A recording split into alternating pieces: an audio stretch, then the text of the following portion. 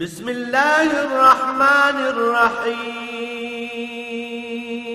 الرحمن علم القرآن.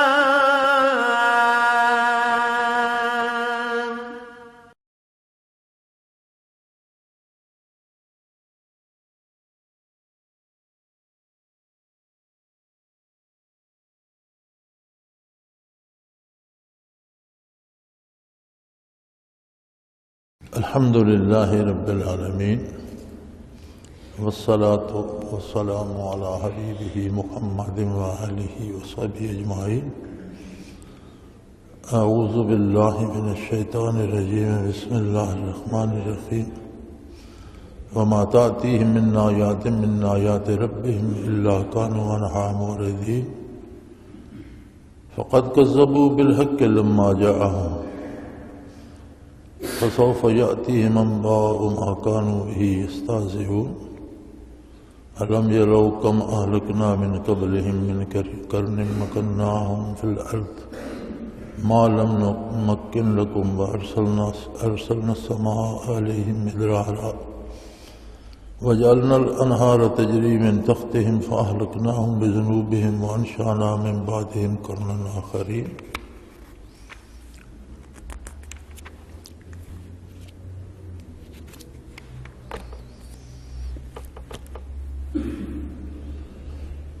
وَلَوْ نَزَّلْنَا عَلَيْكَ كِتَابًا فِي قِرْطَاسٍ فَلَمَسُوهُ بِأَيْدِيهِمْ لَقَالَ الَّذِينَ كَفَرُوا إِنْ هَذَا إِلَّا سِحْرٌ مُبِينٌ. وَقَالُوا لَوْلَا أُنزِلَ عَلَيْهِ مَلَكٌ وَلَوْ أَنزَلْنَا مَلَكًا لَقُضِيَ الْأَمْرُ ثُمَّ لَا يُنظَرُونَ. وَلَوْ جَعَلْنَاهُ مَلَكًا لَجَعَلْنَاهُ رَجُلًا لَلْبَسْنَا عَلَيْهِمْ مَا يَلْبِسُونَ. وَلَقَدِ اسْتُهْزِئَ بِرُسُلٍ مِّن قَبْلِكَ فَحَاقَ بِالَّذِينَ سَخِرُوا مِنْهُم مَّا كَانُوا بِهِ يَسْتَهْزِئُونَ. اللهم سبحانك لا علم لنا إلا ما علمتنا إنك أنت العليم الحكيم. مولاي صل وسلم دائما أبدا على حبيبك خير الخلق كلهم. وما تأتيهم من آيات ربهم إلا كانوا عنها معرضين. فرمان کے پاس جب بھی کوئی دلیل اللہ کی طرف سے آتی ہے جو ان کا پروردگار ہے، رب ہے،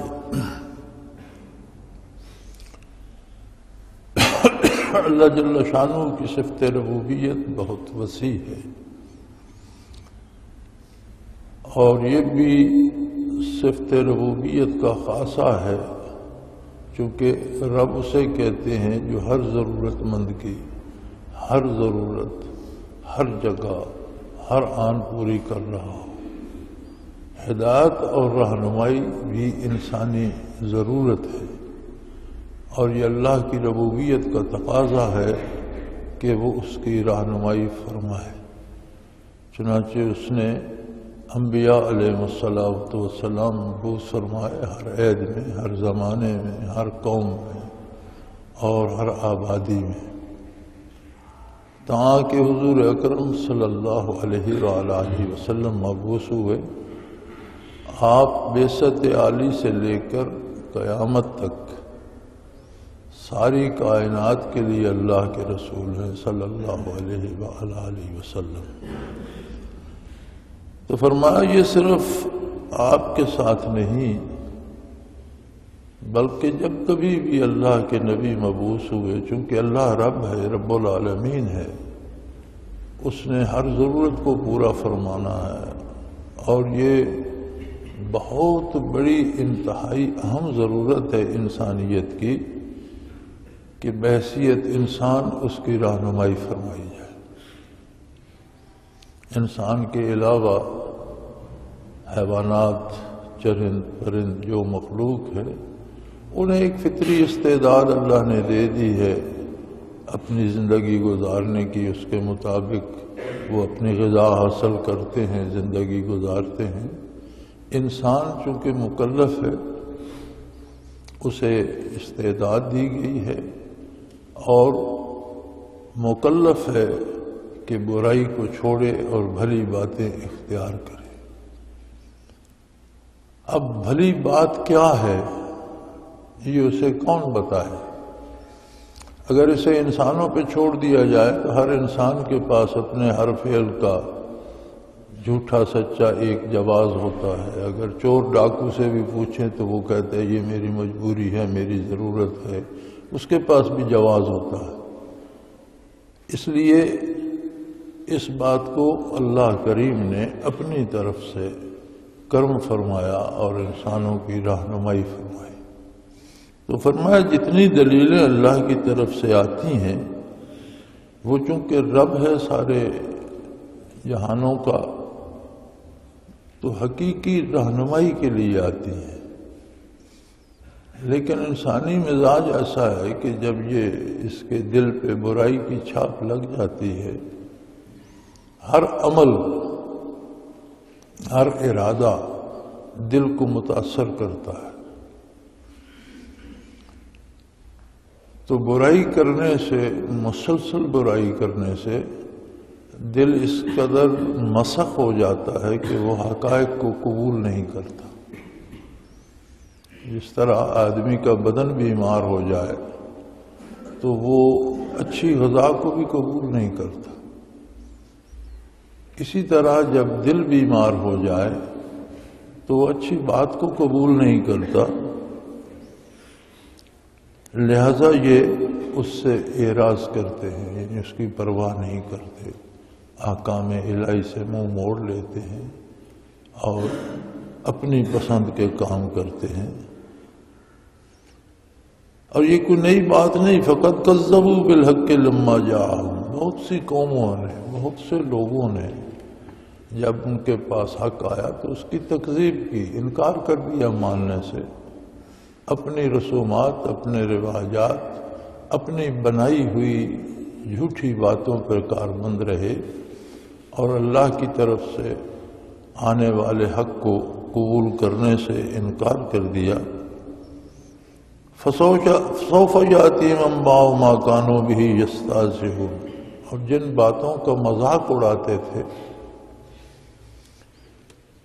حشر کی بات ہوتی تھی تو کہتے تھے کہ آج تک تو کوئی واپس نہیں آیا، بھلا مردوں کو زندہ ہونا ہے تو ہمارے باپ دادا کو زندہ کر کے دکھائیں، پتہ چلے گا کہ جو پہلے مر گئے ہیں وہ زندہ ہوتے ہیں۔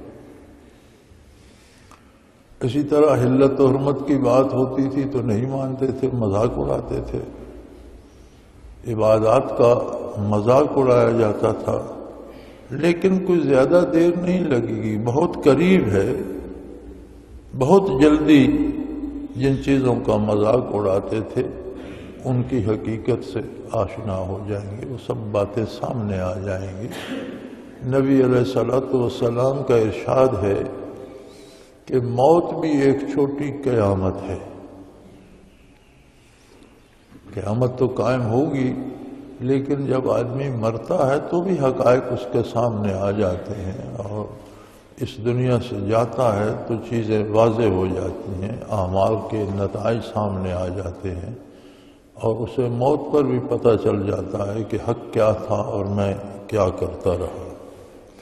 سو فرمایا کہ زیادہ دیر کی بات نہیں، بہت جلدی یہ بات ہر ایک پر واضح ہو جائے گی کہ حق کیا تھا اور باطل کیا تھا۔ اور لوگوں کو یہ دیکھنا چاہیے، الم یروا کم اہلکنا من قبلہم من قرن مکناہم فی الارض ما لم نمکن لکم وارسلنا السماء علیہم مدرارا، دنیا کی آبادی میں تم لوگ کوئی پہلے نہیں ہو کہ تم نے آ کر دنیا کو بسایا ہے، تم سے پہلے بے شمار قومیں گزری ہیں، بے شمار لوگ گزرے ہیں، بڑے بڑے طاقتور حکمران گزرے ہیں، بڑی بڑی بہادر جنگجو قومیں گزری ہیں، بڑے بڑے شہر تعمیر کیے انہوں نے، بڑے بڑے قلعے تعمیر کیے، اور فرمایا ہم نے ان پر احسان کیا کہ ابھی تک تمہارے پاس وہ چیزیں نہیں ہیں جو تم سے پہلوں کے پاس تھی۔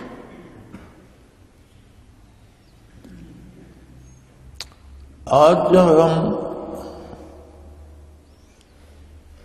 19ویں صدی عیسوی کے نصف کے بعد کو دیکھتے ہیں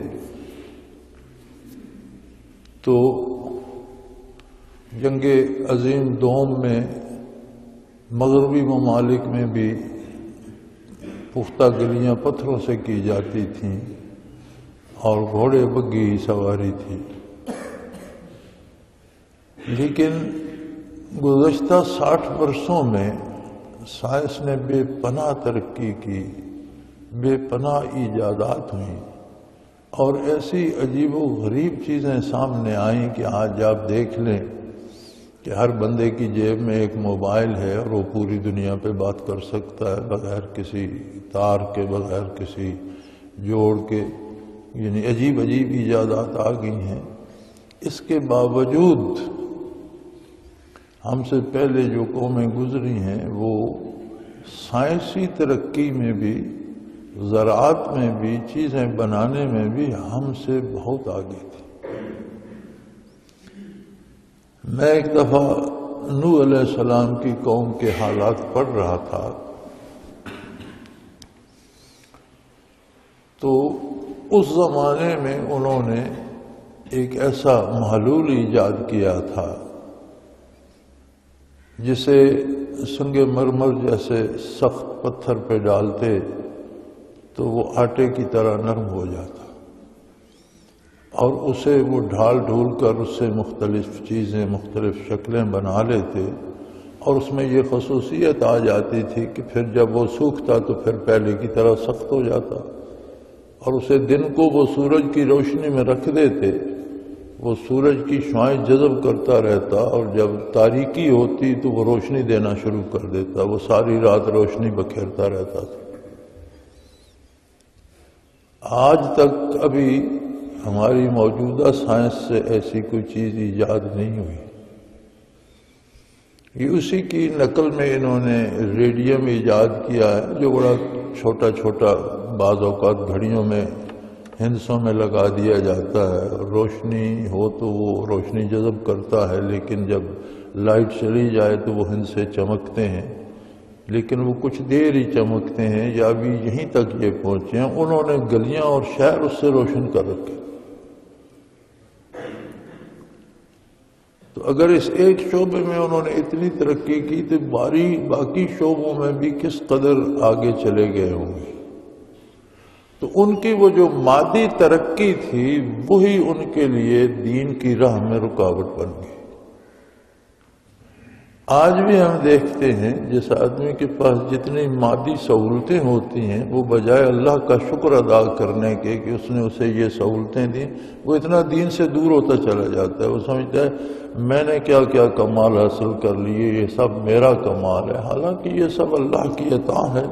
فرمایا تم سے پہلے ایسے لوگ دنیا میں گزرے ہیں جنہیں ہم نے اتنی طاقت دی تھی جو ابھی تمہیں نہیں ملی، وہ تم سے زیادہ طاقتور تھے۔ اب جو پرانے شہر جو غرق ہو گئی تھی، قومیں تباہ ہو گئی، ہود علیہ السلام کی قوم پتھروں کو، پہاڑوں کو کاٹ کر گھر بناتی تھی، ان کے آثار ابھی باقی ہیں۔ اور اب بھی دیکھا جائے تو بڑی بڑی چٹانوں کو کاٹ کر ان کے اندر 2 منزلہ گھر بنے ہوئے ہیں، اتنے شفاف، اتنے صاف، اتنے ان کی لمبائی، چوڑائی، اونچائی، چھت، فرش، حالانکہ ایک چٹان کاٹی گئی ہے لیکن ایسے پتہ چلتا ہے جیسے ریگ مار مار کے اسے کسی نے شیشے کی طرح صاف کر دیا۔ وہ گول ستون ہیں، بڑے خوبصورت ڈاٹے ہیں، محرابیں ہیں، ان پر پھول بنے ہوئے ہیں، اور صدیاں بیت گئیں، کوئی اتنی سخت چٹانیں تھیں جو ابھی تک ویسی کھڑی ہیں، یعنی جو پلر ہیں جن پر بارش بھی پڑتی ہے، دھوپ بھی ہوتی ہے، دروازے ہیں، وہ بھی خراب نہیں ہوئے، یعنی کوئی ایسی نرم چٹانیں بھی نہیں ہیں کہ آسانی سے انہیں کاٹا جا سکے۔ سمجھ نہیں آتی آج کی سائنس کو بھی کہ انہوں نے کن آلات سے اس کو کاٹا اور کس طرح کہ جیومیٹری کے حساب سے بھی ان کے زاویے، خانے، کونے، دیواریں، چھتیں، فرش، ہر چیز اس میں جیومیٹری کے حساب میں بھی ان کا طول و عرض اور ہر شے بہت خوبصورت آتی ہے، پھر شکلیں بہت خوبصورت ہیں، اور اتنی سخت چٹانیں ہیں کہ صدیوں کی دھوپ بارش ان کا کوئی ذرا نہیں گرا سکی۔ تو انہوں نے کس مشین سے کاٹی؟ یعنی ایک چٹان کے اندر آپ مکان بناتے ہیں، گھر بناتے ہیں، ایک کمرہ بھی بناتے ہیں، اس میں کتنی محنت لگتی ہے، لیکن اسی میں پھر سیڑھیاں ہیں، اوپر پھر کمرے ہیں، 2 منزلیں تو میں نے بھی اس میں دیکھی ہیں تصاویر میں، اور بڑی خوبصورت ہیں۔ تو فرمایا تم سے پہلے ایسی قومیں گزری ہیں جن کے پاس دولت بھی تم سے زیادہ تھی، طاقت بھی تم سے زیادہ تھی، جسمانی قوت کے اعتبار سے بھی تم سے زیادہ تھے، اور ذہنی قوت اور ترقی کے اعتبار سے بھی تم سے وہ زیادہ آگے نکل گئے تھے۔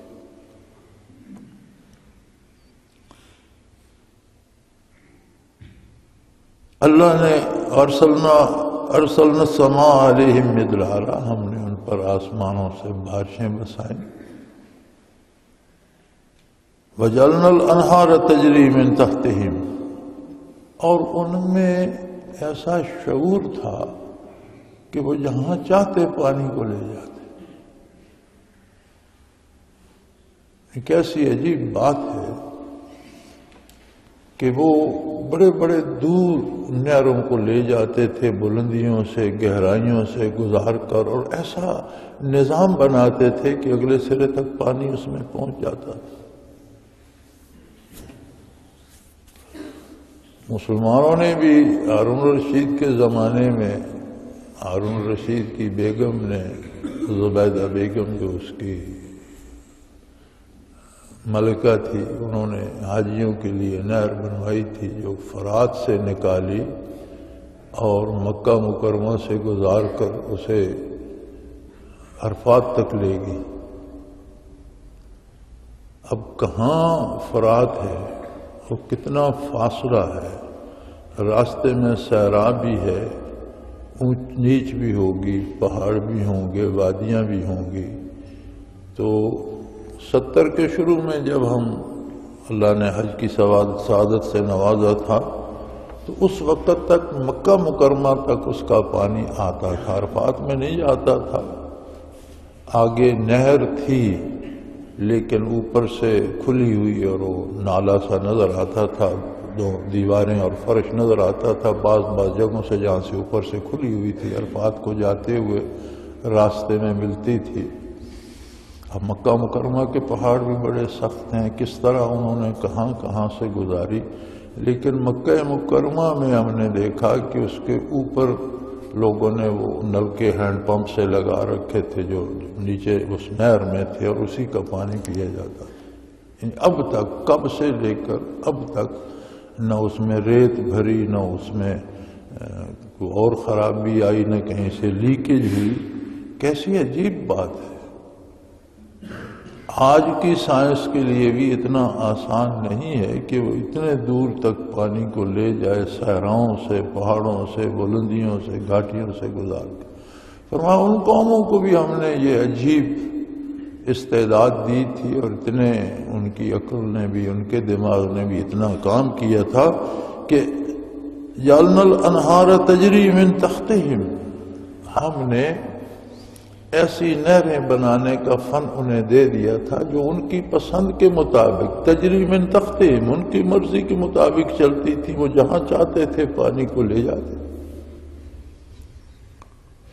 ابھی تمہارے پاس وہ قوت نہیں آئی، تمہیں اب پانی کہیں پہنچانا ہو تو اس کے لیے مشین چاہیے، انجن چاہیے، پمپ چاہیے، تو وہ تو بغیر کسی مشین، کسی پمپ کے، اس کی بناوٹ میں ایسی بات ہوتی تھی کہ وہ کہیں سے کہیں لے جاتے تھے۔ چنانچہ وہ بڑے آباد ہوئے، بڑی دولت کمائی، بڑے خوشحال ہوئے، بڑے طاقتور لوگ تھے، بڑے ذہین لوگ تھے، لیکن جب انہوں نے اللہ کی نافرمانی کی، ہم نے انہیں تباہ کر دیا۔ ان کی عقل، ان کی طاقت، ان کی دولت، ان کی مادی اور جسمانی قوت، ان کی دماغی ایجادات اسے نہیں بچا سکی، عذاب الہی سے نہیں بچ سکے۔ عذاب الہی سے بچنے کی جو ڈھال ہے، تحفظ ہے، وہ صرف اطاعت الہی میں ہے، اتباع نبوت میں ہے، اور نبی کی مخالفت عذاب الہی کو دعوت دینے والی بات ہے۔ تو فرمایا تم اپنی ایجادات یا اپنی سائنس یا اپنی ٹیکنالوجی یا اپنے پاس دولت یا اپنی مادی قوت کے گھمنڈ میں اللہ کے رسول کی نافرمانی نہ کرو، کہ اس کی مثالیں دنیا میں موجود ہے۔ ایسی قوموں کی تاریخ موجود ہے جو ٹیکنالوجی میں تم سے آگے تھیں، مال و دولت ان کے پاس اس قدر تھا کہ ان کے نوکر اور غلام بھی سونے کے کنگن پہنتے تھے، اور ان کے مکان اور ان کی چارپائیاں اور ان کے گھروں میں سونے کے ڈھیر لگے ہوتے تھے۔ بلکہ فرعونوں کو دیکھیں تو جو مرتا تھا اس کے ساتھ بھی منو سونا دفن ہو جاتا تھا، مختلف برتنوں کی صورت میں اس کے اوپر ایک غلاف بنا دیتے تھے جس میں لاش رکھتے تھے، وہ ان کا تابوت بھی عجیب غریب منوں کے ساتھ سونا لگا کر، تو ان کے پاس بے پناہ سونا تھا کہ وہ مرنے والے پر بھی ابھی تک لوگ ان کی قبریں کھود رہے ہیں اس سونے اور دولت کے لالچ میں کہ سونا نکلے گا۔ تو فرمایا لوگ دولت میں بھی تم سے طاقتور تھے، زیادہ تھے، عقل و دانش میں بھی تم سے، دنیاوی اعتبار سے ٹیکنالوجی میں بھی، چیزیں بنانے میں بھی تم سے زیادہ تھے۔ پھر اللہ نے ان پر رحمت بھی کی، بارشیں برسائیں، آبادیاں دیں، اور انہوں نے نہریں بنائیں اور انہوں نے فصلیں اگائیں اور وہ خوشحال رہے۔ لیکن جب انہوں نے اللہ کی نافرمانی کی، ہلاک نہ ہو، ہم نے انہیں نابود کر دیا، تباہ ہو گئے۔ کوئی مادی طاقت، دولت، ٹیکنالوجی اللہ کی گرفت سے نہ بچا سکے۔ وَأَنشَأْنَا مِن بَعْدِهِمْ قَرْنًا آخَرِينَ، اور کسی بھی قوم کی تباہی سے اللہ کی کائنات کو کوئی فرق نہیں پڑا۔ قوموں کی قومیں تباہ ہو گئیں، کوئی غرق ہوا، کوئی سیلاب میں ڈوبا، کسی کو ہواؤں نے تباہ کیا، کوئی بندر اور خنزیر بن کر ہلاک ہو گیا، لیکن یہ نہیں کہ ان کے مر جانے سے دنیا اجڑ گئی۔ وَأَنشَأْنَا مِن بَعْدِهِمْ قَرْنًا آخَرِينَ، ان کے بعد ہم نے دوسری قوموں کو پیدا کر دیا۔ اللہ کا نظام ویسا ہی چلتا رہا، کائنات چلتی رہی، دنیا آباد رہی، اور جب تک اللہ چاہتا ہے اسے آباد رکھے گا۔ کسی کے مرنے سے نہ اس کا نظام ختم ہوتا ہے نہ متاثر ہوتا ہے۔ ہاں، انہوں نے نافرمانی کی راہ اختیار کی اور دنیا میں بھی ہلاک ہوئے، عذاب الہی کی نظر ہوئے، اور ہمیشہ ہمیشہ کی زندگی بھی تباہ ہو گئی، اور ہمیشہ کے لیے اللہ کے عذاب میں گرفتار ہو گئی۔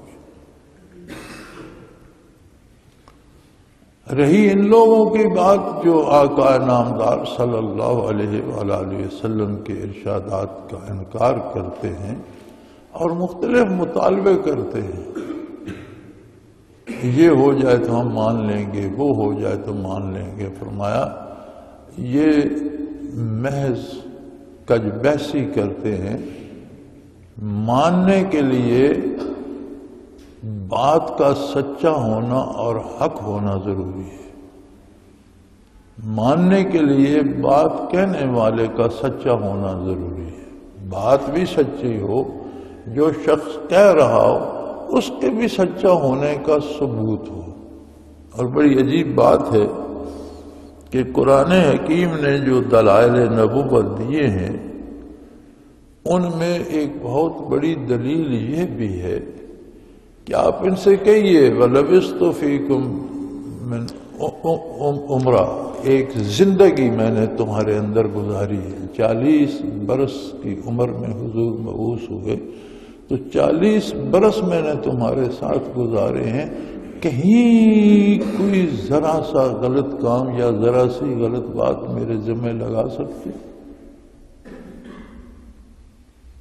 آپ صلی اللہ علیہ وسلم نے قریش کے تمام قبائل کو جمع ہونے کا حکم دیا، اعلان فرمایا کہ مجھے تم سے بات کرنی ہے، اور آپ کوہ صفا پر کھڑے ہو گئے اور قریش جمع ہو گئے تو آپ نے فرمایا تم مجھے کیسا جانتے ہو، میرے بارے تمہاری رائے کیا ہے؟ تو سب نے کہا آپ صادق ہیں اور امین ہیں، ہم یہ جانتے ہیں کہ آپ سچے ہیں، کبھی آپ نے غلط بات زبان سے نہیں نکالی، اور آپ امین ہیں، آپ کا کردار سب سے اعلیٰ ہے، کبھی آپ کے کردار پر کوئی لفظ نہیں آیا۔ تو آپ صلی اللہ علیہ وسلم نے فرمایا کہ میں پہاڑ کے اوپر ہوں، تم پہاڑ کے سامنے ہو، میرے سامنے پہاڑ کی دوسری سمت بھی ہے، تمہارے سامنے پہاڑ کا ایک رخ ہے۔ اگر میں تمہیں اطلاع دوں کہ پہاڑ کی دوسری طرف کوئی فوج جمع ہے، وہ تم پر حملہ کرنے والی ہے، تو تم کیا سمجھو گے؟ کہیں گے آپ صادق ہیں اور امین ہیں۔ آپ کہیں گے تو اس کا مطلب ہے یقیناً وہ بات ہوگی، اگر نہیں ہوگی تو آپ جھوٹ نہیں بولیں گے۔ تو آپ نے فرمایا کہ میرے سامنے اسی طرح دونوں عالم ہیں، میں تمہیں آخرت کی خبر دے رہا ہوں، اگر میری بات نہیں مانو گے تو تباہ ہو جاؤ۔ تو فرمایا جب آپ صلی اللہ علیہ وآلہ وسلم کا ارشاد، جو کہ اللہ کا حکم ہے، اللہ کی آیت ہے، اور یہ بھی بڑی واضح بات ہے کہ جس ہستی نے 40 برس تک کوئی غلط لفظ زبان مبارک سے نہیں نکالا، کسی انسان پر بھی کوئی جھوٹ نہیں بولا، وہ یکا یک رب العالمین پر کیسے جھوٹ بول سکتا؟ کیسے ممکن ہے؟ اب یہ مختلف مطالبے کرتے ہیں، تو فرمایا اگر ان کے مطالبے کے مطابق مشرکین نے کہا جی یہ کبھی کبھی سناتے ہیں آج یہ وحی آئی آج وہ وحی آئی، کیوں نہیں ایک ہی بار ان پر کتاب آ جاتی؟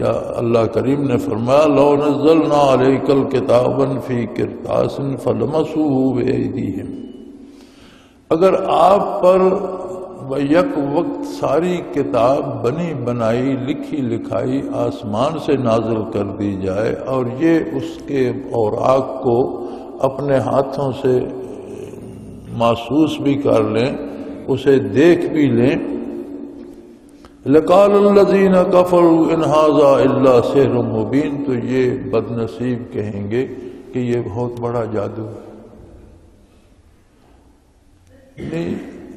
ان کے نہ ماننے کا سبب ان کا کردار ہے، ان کی برائیاں ہیں، ان کے ظلم اور ان کے گناہ اور ان کا کفر و شرک ہے، جس نے ان کے دلوں کو اس قدر مسخ کر دیا ہے کہ یہ حق کو قبول نہیں کر رہے۔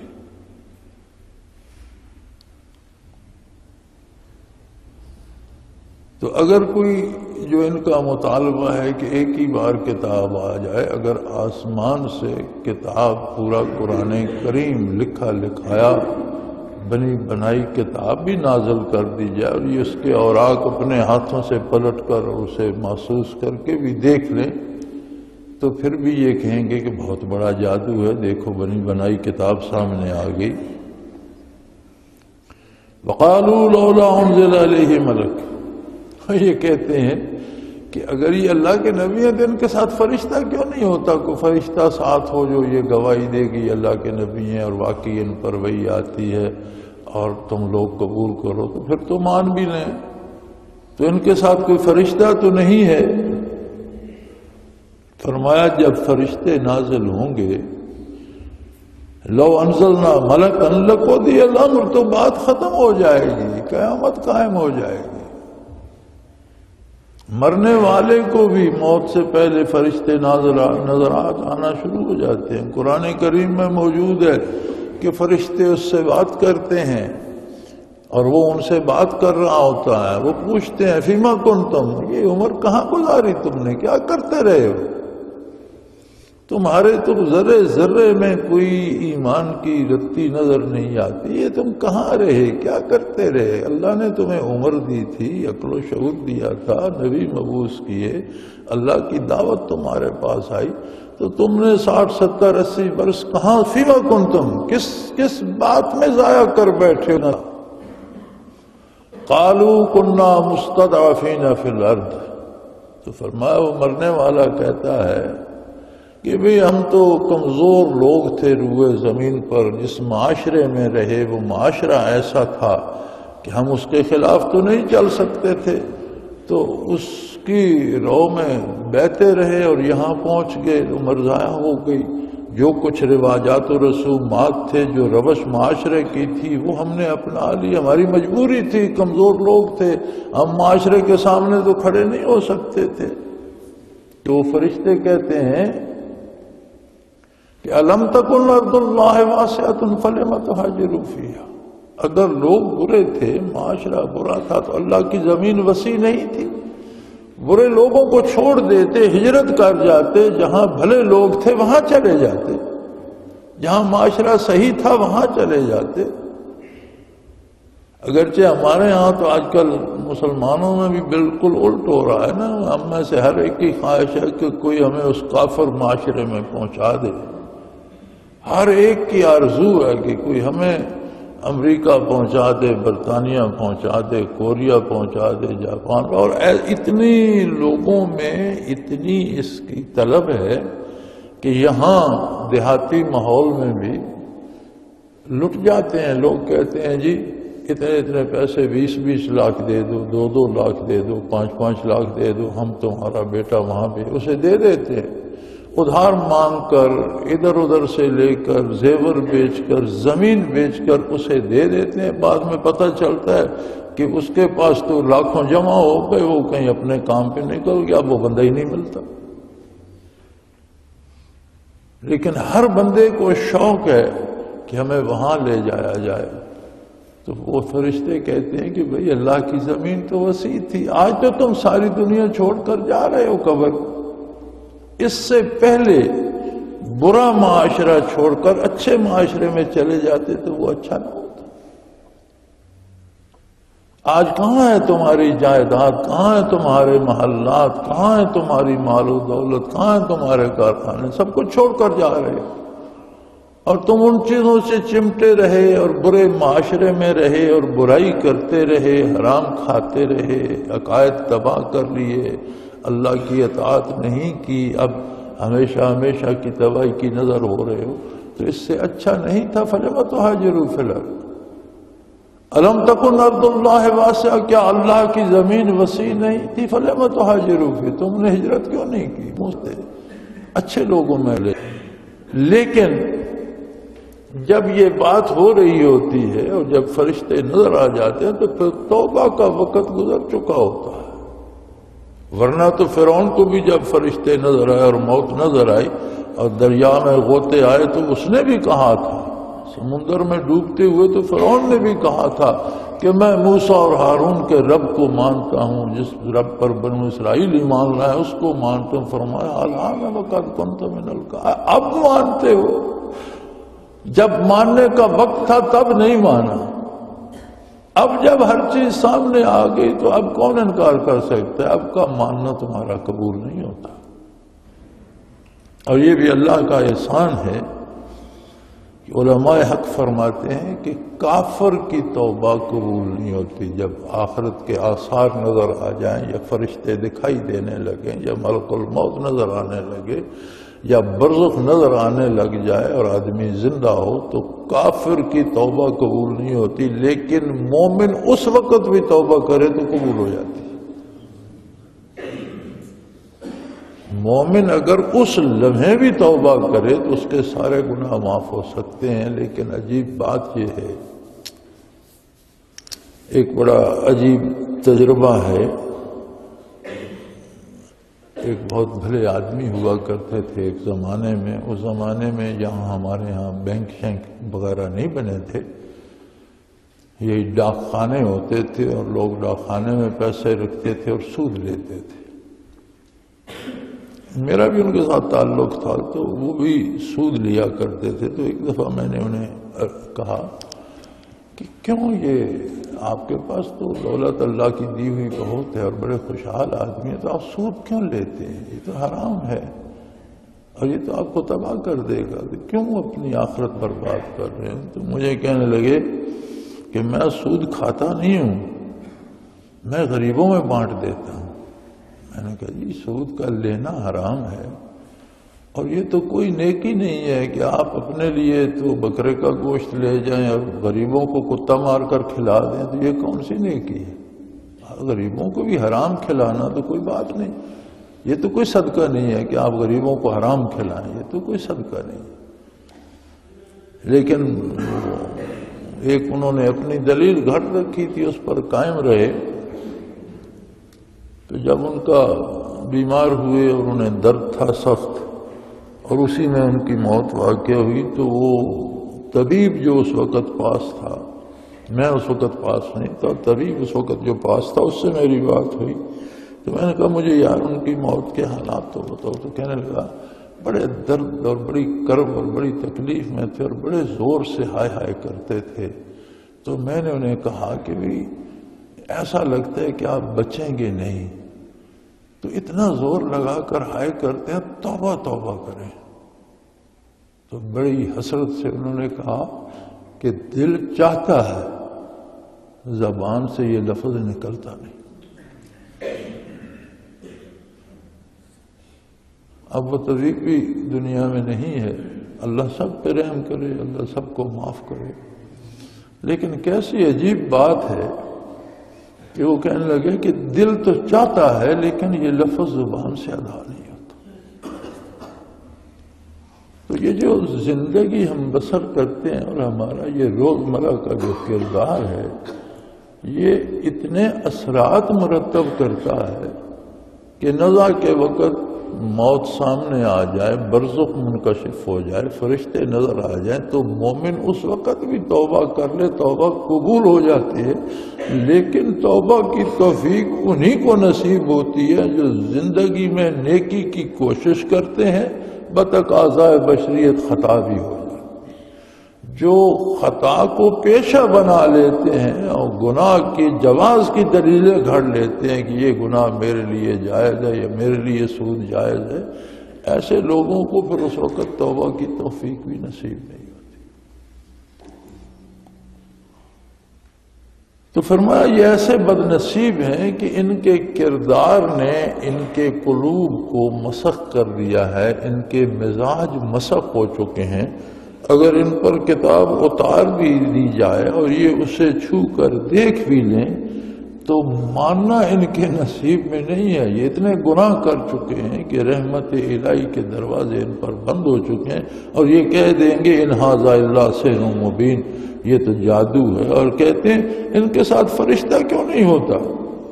اگر فرشتہ انہیں نظر آئے گا تو قصہ ختم ہو جائے گا، پھر انہیں مہلت نہیں دی جائے گی۔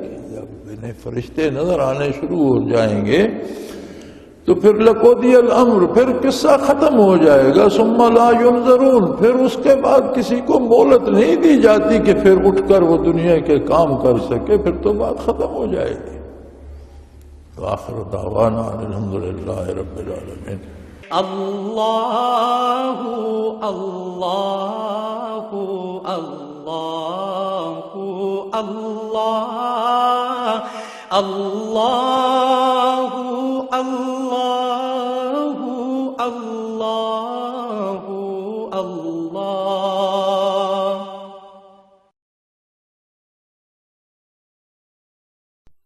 حضرت امیر محمد اکرم آوان مد ظلہ العالی دارالعرفان منارہ ضلع چکوال میں سالہ سال سے قرآن و حدیث کے اوپر خطابات کر رہے ہیں اور سلسلہ نقشبندیہ اویسیہ کے مطابق لوگوں کو ذکر الہی کی تربیت دے رہے ہیں۔ وہ قرآن پاک کی تفسیر ترتیب وار بیان کر رہے ہیں۔ تفسیر قرآن کو وہ موجودہ ملکی اور بین الاقوامی حالات کے مطابق بیان کرتے ہیں۔ موٹر وے سے کلر کہار کے انٹرچینج سے نکلتے ہوئے، کلر کہار کی جھیل سے ہوتے ہوئے میانی، بوچھال اور نور پور سے گزرتے ہوئے دارالعرفان منارہ پہنچ سکتے ہیں۔ حضرت امیر محمد اکرم آوان نے بچیوں اور بچوں کی دینی اور دنیاوی تعلیم کے لیے سقارہ اکیڈمی کے نام سے ایک درسگاہ بھی قائم کی ہے، جس کا افتتاح ملک پاکستان کے صدر جنرل محمد ضیاء الحق نے اپنے دست مبارک سے کیا تھا۔ وہ تمام احباب جو اسلام کی طلب رکھتے ہیں ان سے گزارش ہے کہ دارالعرفان منارہ ضلع چکوال میں امیر محمد اکرم آوان صاحب کے خطابات سے مستفید ہوں۔ وہ ہر جمعے کو نماز سے پہلے بیان فرماتے ہیں۔ ہر ماہ کی پہلی اتوار کو ماہانہ اجتماع ہوتا ہے جس میں آپ خصوصی خطاب فرماتے ہیں اور پاکستان کے چاروں صوبوں سے احباب اس اجتماع میں شرکت کرتے ہیں۔ اس کے علاوہ یہاں سال میں 2 مرکزی اجتماعات بھی ہوتے ہیں، ایک رمضان المبارک میں اعتکاف کا اجتماع اور دوسرا جولائی اور اگست میں 40 دن کا اجتماع ہوتا ہے جس میں روحانی تربیت کی جاتی ہے۔ اپنا خون سیماب دے کر اتنا ہم کر جائیں گے، نام آقا کا چمن میں پھر رقم کر جائیں گے۔